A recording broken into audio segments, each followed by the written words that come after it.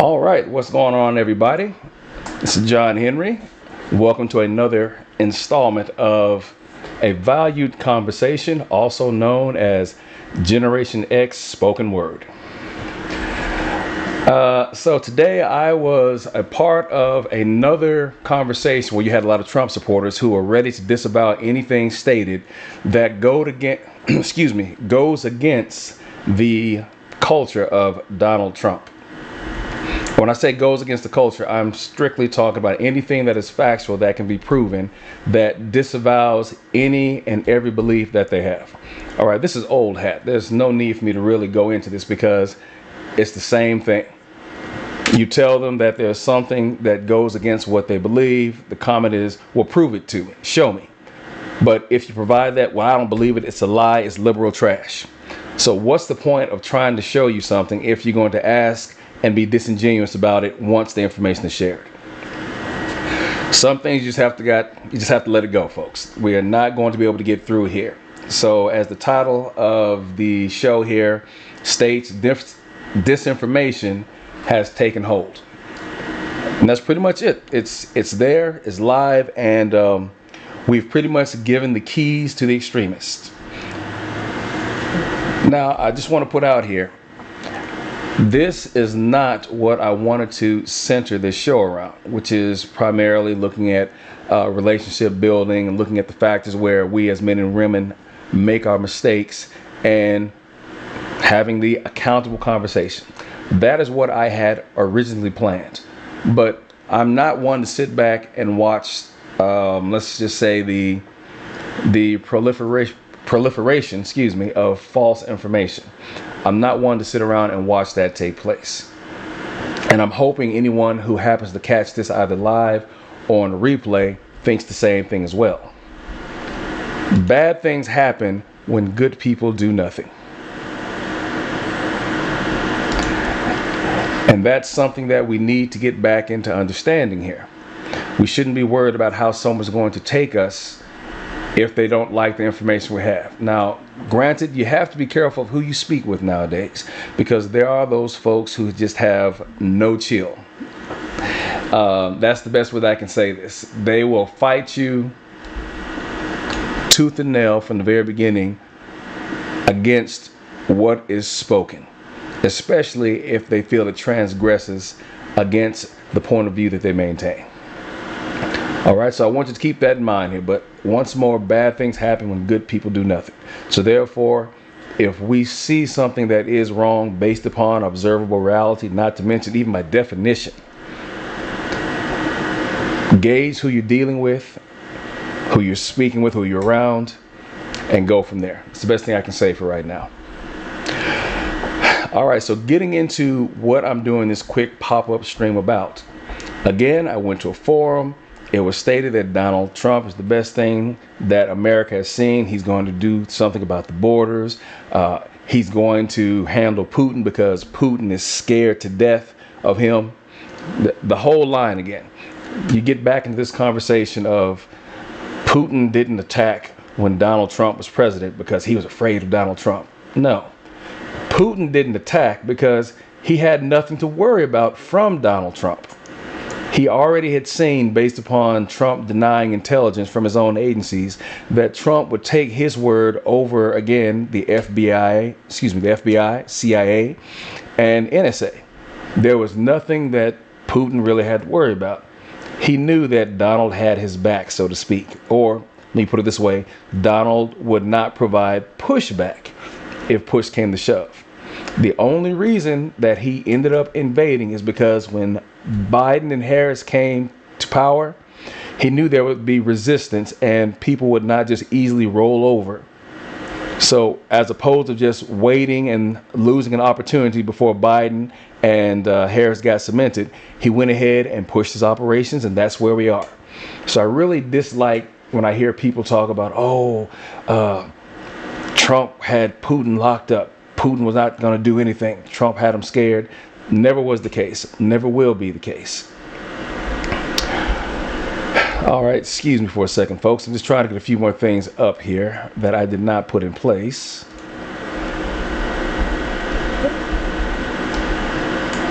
So Bear with me for just a moment.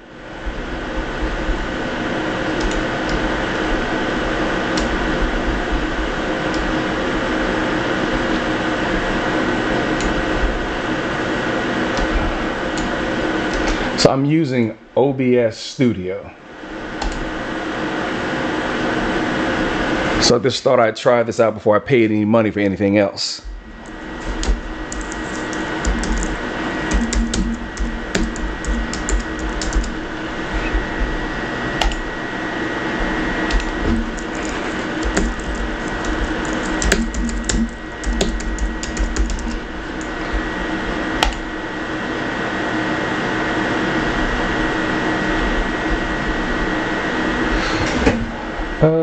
Continue on. Nah.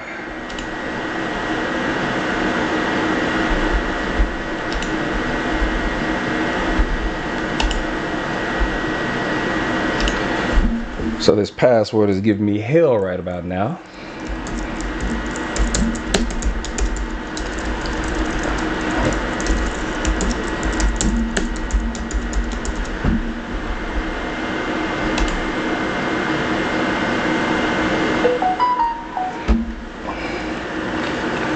Alright, so all I'm doing is trying to open up my chat panel so I can see if anyone is chatting.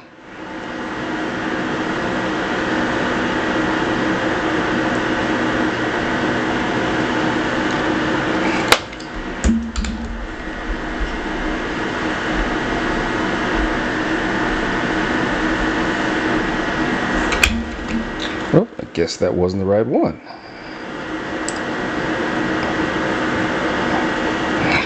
You'll have to excuse me here, folks.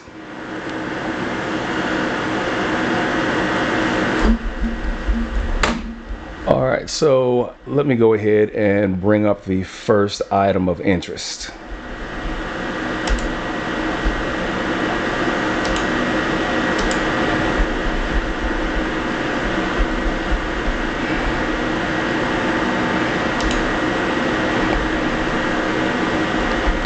All right, bear with me for just a moment.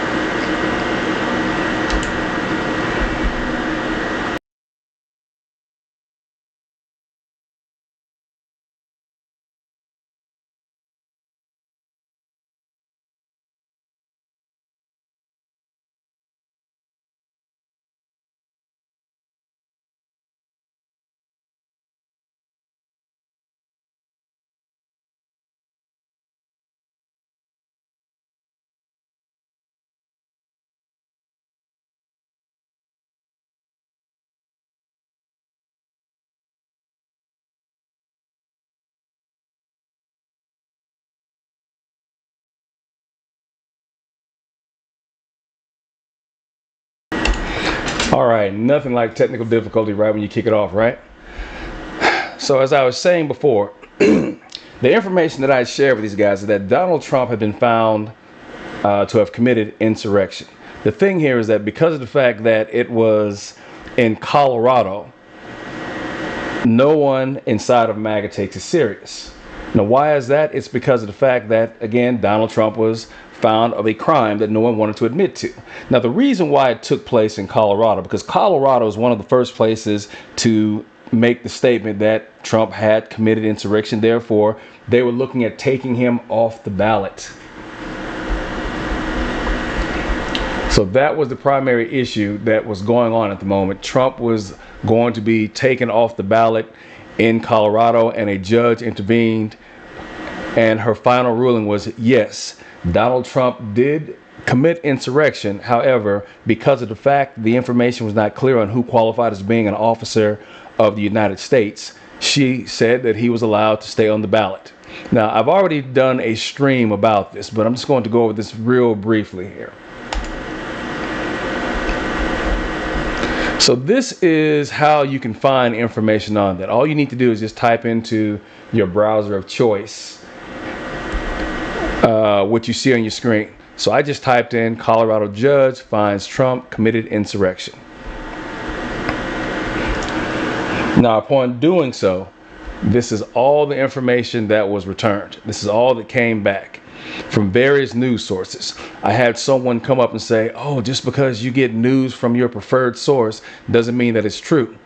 I quoted numerous sources, but as always, you're not going to find anyone who is already dug in and let's say valuing misinformation or disinformation to change their position. Now, one thing that was interesting about the entire case here was that even though the judge found him guilty of insurrection, she wanted to keep him on the ballot, as I said before.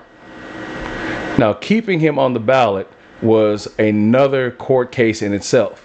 Now, a month later, the Colorado Supreme Court said that Donald Trump, in fact, had committed insurrection, to include was an officer of the United States. Now, this is the semantics that was being played by Trump's folks to get him out of the charge. And again, this was him being found guilty of insurrection, Section 3 of the 14th Amendment. Now, ultimately, the gist of this is stating that the vice president and the president are considered officers of the United States, as well as anyone who is capable of electing the folks into office, to include the president and the vice president. So if you take a look at my site, I've already got a stream regarding that.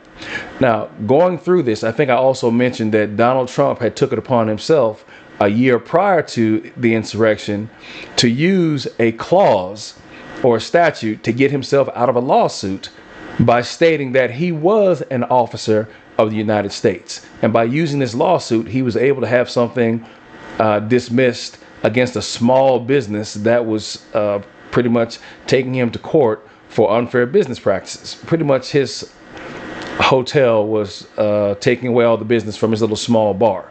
But nonetheless, Trump used the statute that pretty much allowed him to take the case from the local venue, move it up to a federal venue, and then from there, as an officer of the United States, he was able to dismiss said case. So again, worked in his favor.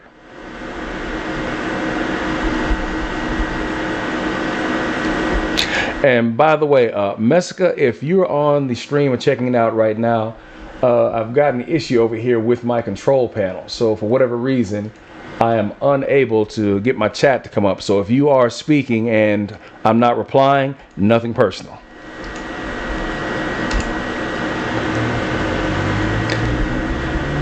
If anything, I'll just try and follow up with you a little bit later if this does not work out.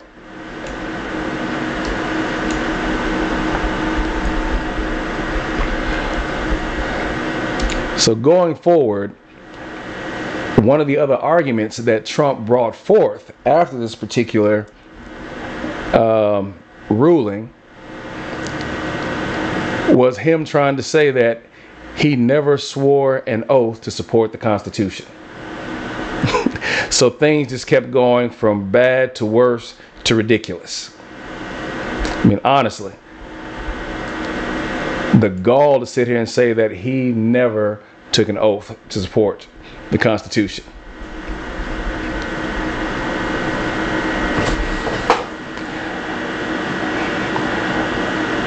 So let me scroll down here.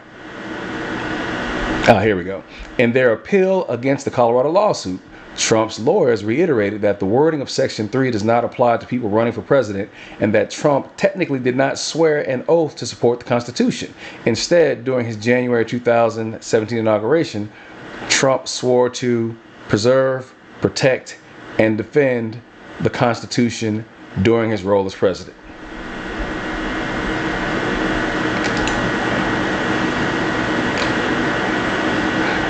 Now, let's roll back over this for a second. Now, you heard me say previously information regarding being an officer of the United States. Now, here's just a piece of this from the 14th Amendment. No person shall be a senator or representative in Congress or elector of president and vice president or hold any office, civil or military, under the United States or under any state, having previously taken an oath as a member of Congress or as an officer of the United States or as a member of any state. So let's go ahead and take a look at the oath. Now, as always, Trump's folks love to play semantics, but here it states, I do solemnly swear or affirm that I will faithfully execute the office of the President of the United States and will, to the best of my ability, preserve, protect, and defend the Constitution of the United States. All right, it's all semantics. It is all semantics, but that's generally what we're going to see here when dealing with Donald Trump and his folks. You can't tell them anything that is factual without some type of retort that's going to look to undermine the basis of their argument. And it is continuously allowed. All right, so that was one of the first things that I made mention of as I sat there and just listened to the nonsensical arguments being voiced. I'll go as far as saying I finally got a minute to where I asked the question, hey, can we all agree that some things in the United States and in the world are just egregious? Can we agree to that? Of course, they said yes. I said, okay, can we agree that sexual abuse is a bad thing? And they quickly said yes. But as soon as I said so, why is it that you guys voted for an individual who had been found to have committed sexual abuse, aka tantamount to rape? All of a sudden, everyone is twisting themselves into pretzels trying to find a way to justify that. I had one guy say, well, here, let me tell you why I voted for Donald Trump. And then he gave an explanation that was just as ridiculous as anything else could be. Basically, the guy brought up when Ben Roethlisberger had been charged with rape. He said that, well, in the end, he wasn't charged. So why should we sit here and just believe this nonsense about an individual, especially like Trump, when everyone is just out to get him and there was nothing that was ever proven that he committed rape? So, if anyone is starting to understand how I roll, I always substantiate what I'm saying. Now, just because people don't like it doesn't mean it's not true. So I provided information, a couple of links into this particular forum stating that, yes, Donald Trump committed sexual abuse, aka rape, as was stated by a judge, Lewis Kaplan being his name, because of the fact that Trump was trying to argue semantics. And because of the fact he tried to argue semantics, the judge took it upon himself to make a very clear and defining statement. Now, again, I've already made this clear in a previous stream, but let's go ahead and go through this one more time.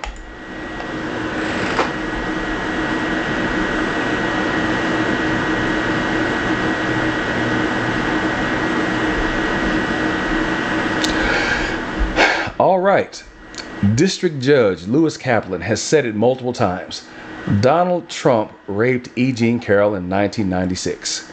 Kaplan wrote it in May 2023 when he presided over one of the trials against Trump. And he reminded jurors of the rape this week during the latest proceedings in the multi-layered, winding rape and defamation cases brought against Trump by Carroll. Now, the thing here that Trump and his folks were trying to argue here is that, I wasn't found guilty of rape. I was found guilty of sexual abuse. Again, playing with semantics. So let's see here if I can find the part where the judge called him out about that. That jury's not fine, Carol. That the jurors did not find that Carroll had proven rape, Kaplan explained, does not mean that she failed to prove that Mr. Trump raped her, as many people commonly understand the word rape. Indeed, he continued, as the evidence at trial recounted below makes clear, the jury found that Mr. Trump, in fact, did exactly that. Now, the reason why this was such an issue is because of the way that the law is interpreted inside of New York State.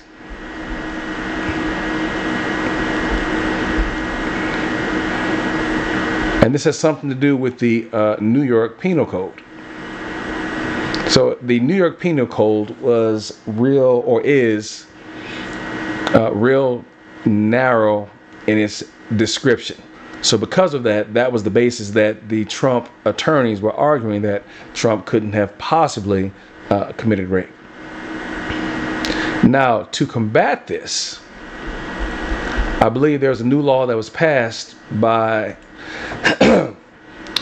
Kathy Hochul.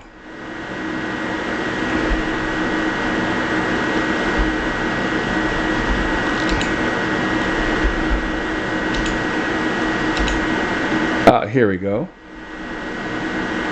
I'm sorry, Kathy Hochul.